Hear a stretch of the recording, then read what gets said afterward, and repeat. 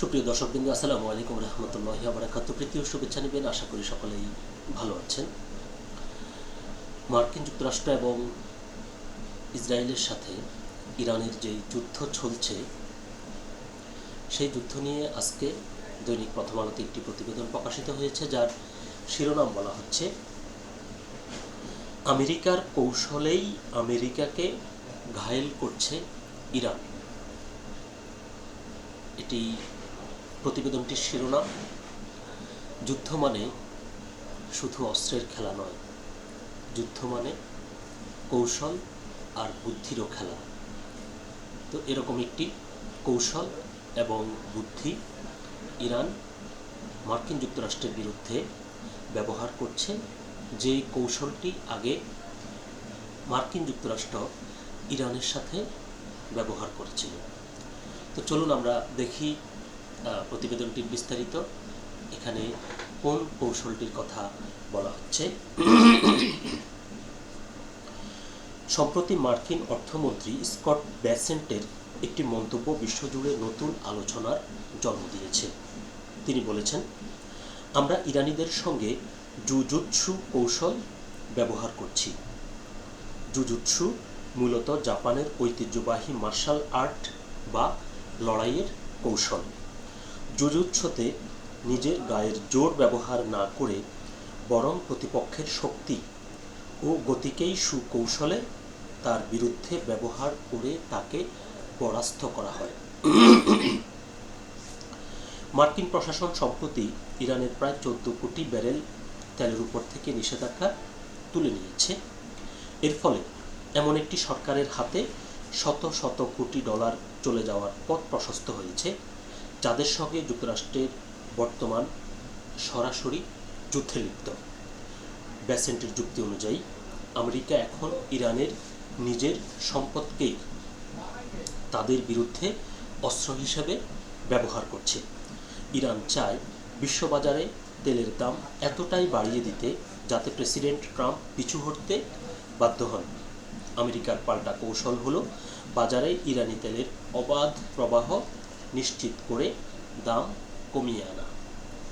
প্রসঙ্গক্রমে বলছি, আপনারা কিন্তু খেয়াল করবেন, অনেক বছর থেকে মার্কিন যুক্তরাষ্ট্র ইরানের অর্থনৈতিক যে লেনদেন সহ তেলের উপর দীর্ঘ নিষেধাজ্ঞা জারি রেখেছিল। কিন্তু কয়েকদিন আগে হঠাৎ করে ডোনাল্ড ট্রাম্প ঘোষণা করেন যে ইরানের উপর থেকে তারা তেলের নিষেধাজ্ঞা তুলে নিয়েছে।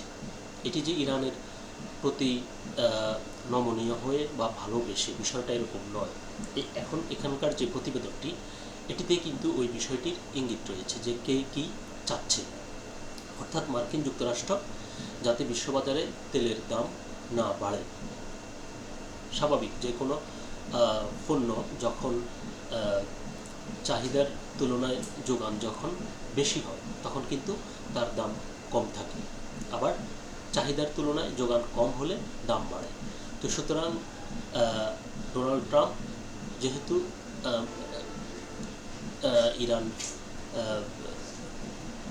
ইরানের তেল বাজারে না থাকা এবং হরমুজ প্রণালীতে নিষেধাজ্ঞার কারণে তেলের যে স্বাভাবিক প্রবাহ সেটি যেহেতু বাধাগ্রস্ত হয়েছে, তাই তারা কৌশলে ইরানের তেলটি বাজারে এনে দামটি নাগালের সাধারণ মানুষের নাগালের মধ্যে রাখার এই কৌশলটি ব্যবহার করেছেন। প্রশ্ন উঠেছে, এই দ্বিপক্ষীয় লড়াইয়ে প্রকৃত জুজুৎসু কৌশলটি আসলে কে খেলছে? যদিও মার্কিন পররাষ্ট্রমন্ত্রী বলেছেন যে জুজুৎসু কৌশলটি তারা খেলছে, কিন্তু এখানে এই প্রতিবেদনটি যিনি লিখেছেন, এই লেখাটি, তিনি কিন্তু সেটি মনে করছেন না। তিনি মনে করছেন যে মার্কিন যুক্তরাষ্ট্র নয়, বরং আসলে জুজুৎসু যে কৌশলটি এটি খেলছে কিন্তু ইরান। তো তিনি সেটি ব্যাখ্যা দিচ্ছেন, সেটি কিভাবে। বাস্তব চিত্র বলছে এই ক্ষেত্রে ইরানই সম্ভবত সফল হয়েছে। 1995 সালের পর এই প্রথম তেহরান সরাসরি যুক্তরাষ্ট্রের তেল বিক্রি করার এবং মার্কিন আর্থিক ব্যবস্থার মাধ্যমে অর্থ সংগ্রহের সুযোগ পেয়েছে। মাত্র কয়েক সপ্তাহ হরমুজ প্রণালী বন্ধ রেখে তারা এমন অভাবনীয় ছাড় আদায় করে নিয়েছে যা 2015 সালের ঐতিহাসিক পারমাণবিক চুক্তির চেয়েও অনেক বেশি কার্যকর।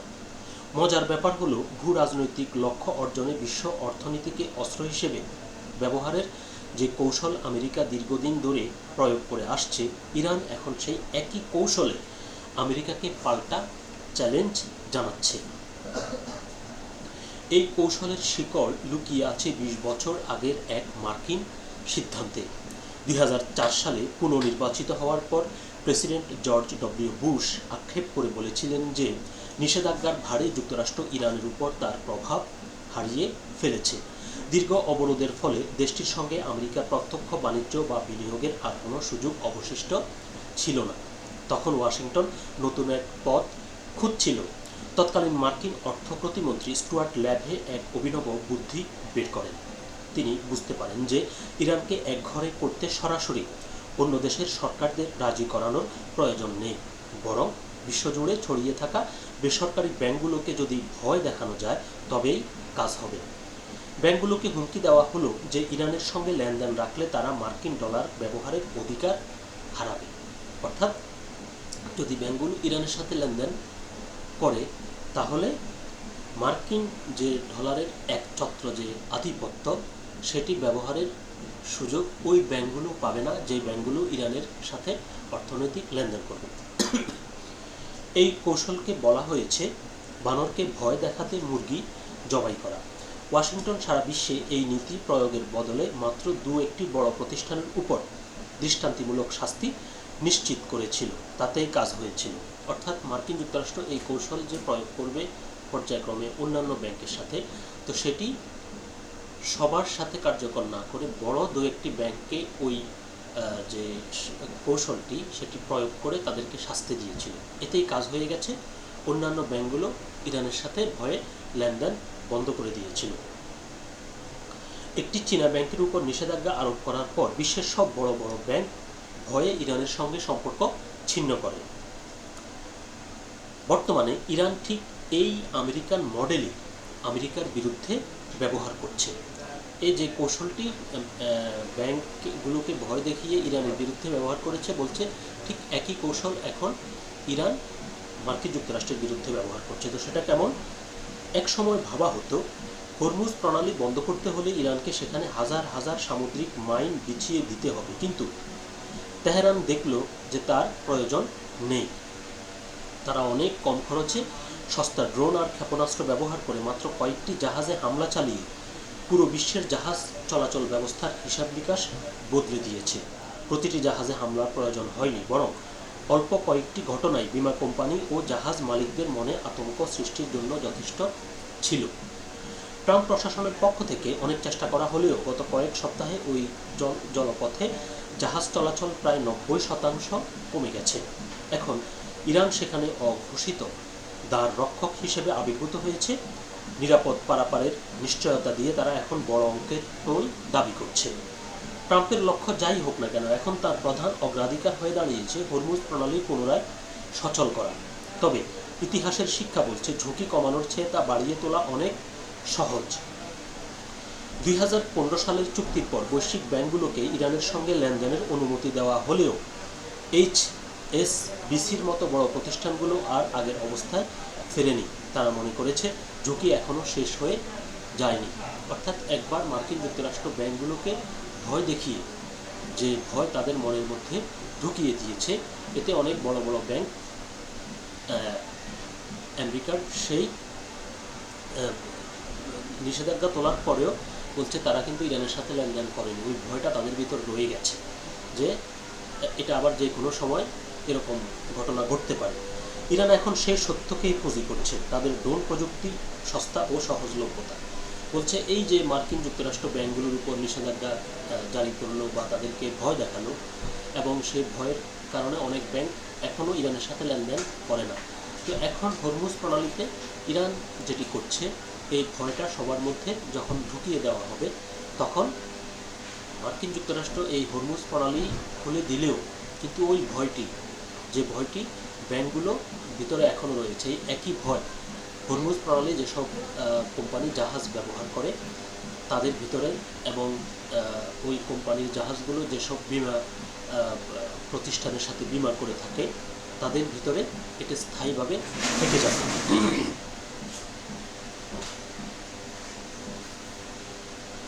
এমনকি বিরাজমান অস্থিরতা কমলেও ইরান যে কোনো সময় আবারও এই জলপথ রুদ্ধ করে দিতে পারে। সে স্থায়ী ভীতি বিশ্ববাজারে থেকেই যাবে।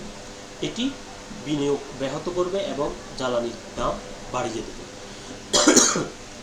তেহরান এখন ভালো করেই জানে যে আমেরিকার নিজস্ব কূটনৈতিক অস্ত্র কীভাবে তাদের বিরুদ্ধে ব্যবহার করতে হয়। তারা বেসরকারি পক্ষগুলোকে বাধ্য করেছে ইরানের হয়ে দর কষাকষি করতে। এই রণকৌশলে ইরান এখন পর্যন্ত সফল। তারা যে পরিমাণ সুযোগ আদায় করে নিয়েছে তা বছরের পর বছর কূটনৈতিক আলোচনার মাধ্যমে সম্ভব ছিল না। বলছে এই হরমুজ প্রণালীকে রুদ্ধ করে বা এটিকে পুঁজি করে ইরান যে তার দাবি দাওয়াগুলো বা তার যে অধিকারগুলো বা তার যে চাওয়াগুলো, এগুলো তারা যেভাবে আদায় করছে বা আদায় করার সম্ভাবনা তৈরি হয়েছে। কিন্তু বছরের পর বছর ধরে মার্কিন যুক্তরাষ্ট্রের সাথে তারা যে আলোচনা করছে, সেই আলোচনার মাধ্যমে এগুলো পাওয়ার সম্ভাবনা তৈরি হওয়ার কোনো সুযোগ ছিল না বা হওয়ার সম্ভাবনা নেই। এখন শঙ্কার বিষয় হলো, বিশ্বের অন্যান্য দেশ যদি এখন এই একই পথ অনুসরণ করে তবে বৈশ্বিক স্থিতিশীলতা রক্ষা করা কঠিন হয়ে পড়বে। আলোচনার টেবিলে না বসে সবাই যদি লড়াইয়ের মাধ্যমে ছাড়া দেওয়ার চেষ্টা করে তবে শান্তি ও স্থিতিশীলতা ফিরে পাওয়ার জন্য পুরো বিশ্বকে একসময় অনেক চড়া মূল্য দিতে হতে পারে। বলছে যে হ্যাঁ ঠিক আছে, ইরান এবং মার্কিন যুক্তরাষ্ট্রের মধ্যে যে যুদ্ধ চলছে সেই যুদ্ধের প্রেক্ষাপটে মার্কিন যুক্তরাষ্ট্র যেমন তার স্বার্থ সে এভাবে জিম্মি করে আদায় করছে, ঠিক একইভাবে ইরানও তার স্বার্থ সে মার্কিন যুক্তরাষ্ট্রকে জিম্মি করে সে আদায় করছে। তো শেষ পর্যন্ত কে সফল আর কে ব্যর্থ হবে তার চেয়েও বেশি যেটি শঙ্কার বা ভয়ের সেটি হলো যে এই যে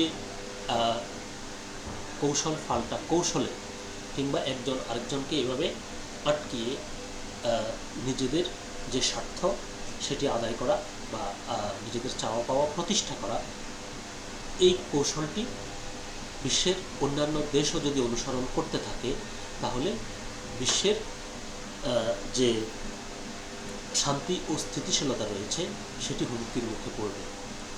এটি হলো সবচেয়ে গুরুত্বপূর্ণ এবং বড় কথা। তো সকল ভালো থাকবেন, সুস্থ থাকবেন।